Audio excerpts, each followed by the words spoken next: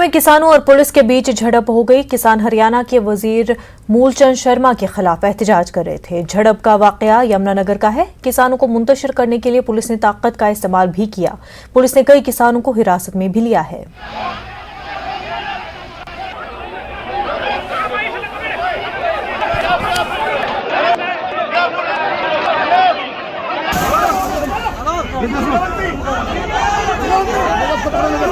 अरे कैमरा नीचे करिए, कैमरा नीचे करे।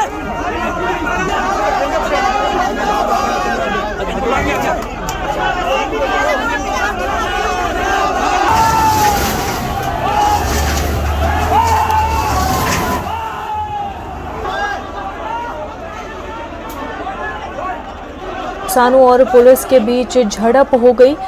किसान हरियाणा के वजीर मूलचंद शर्मा के खिलाफ एहतजाज कर रहे थे।